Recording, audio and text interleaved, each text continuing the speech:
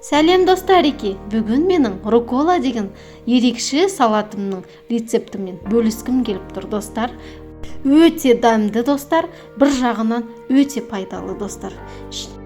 Ең бастысы дастарханыңызда қонақтар келгенде қатты ерекше әдемі болып көрінетін салат столда. Ал достар, маған керек заттар осы. Руколаны аламыз да жақсылап осылай жуып аламыз. Жуып алғаннан кейін осы ар жағын аламыз да пышақпен кесіп тастап қайтадан жуамыз жақсылап.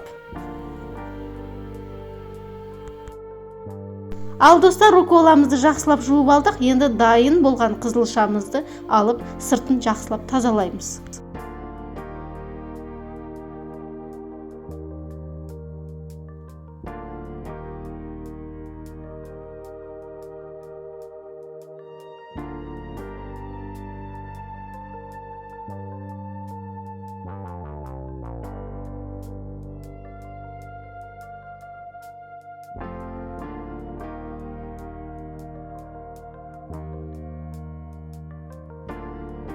Жақсылап тазалағаннан кейін осылай мен видеода көрсетілгендей үлкен кубик тураймыз.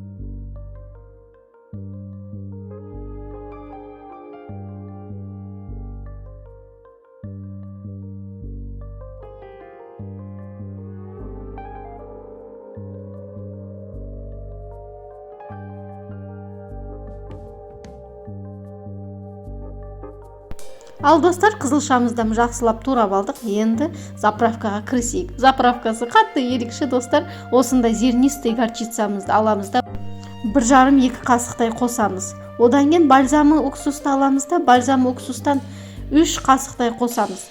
4 қасықта қоссаңыздар болады. Осыларды қосқаннан кейін жақсылап салатымызды араластырамыз.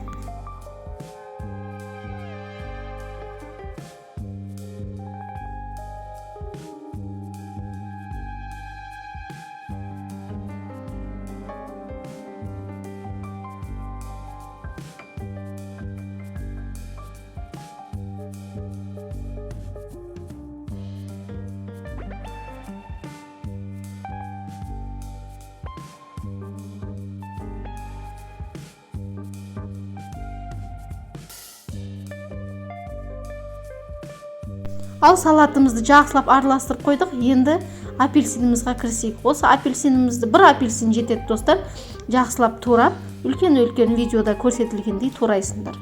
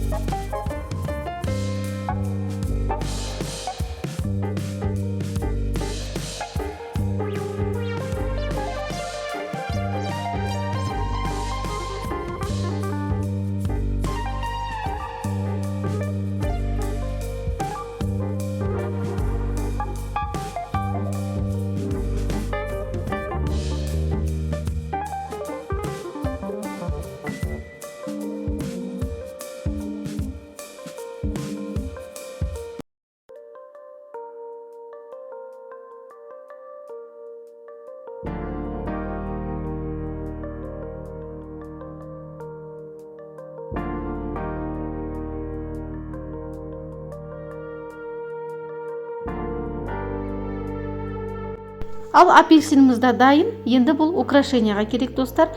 Салатпен бірге араластырмайсыңдар. Осындай брынза керек. Брынза болғанда осы видеода көрсетілген менде фетакса.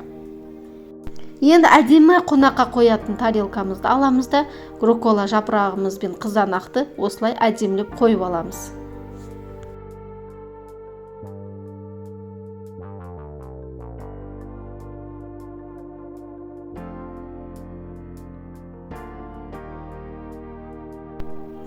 Одан кейін достар бетіне тураған апельсинімізді осылай әдемілеп қойып шығамыз.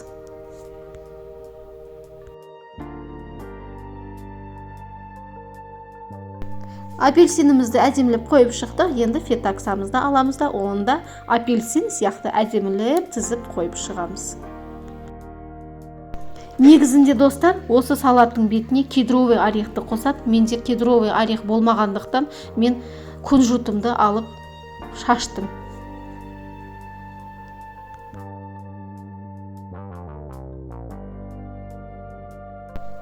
Ал достар, ас болсын, салатымда дайын. Қараңыздаршы, қандай әдемі, ерекше салат. Ең бастысы қатты дәмді, пайдалы. Достар, жасап көріңіздер. Менімен болғандарыңызға көп-көп рахмет. Лайк басыңыздар, қолдап кетіңіздер. Пока-пока.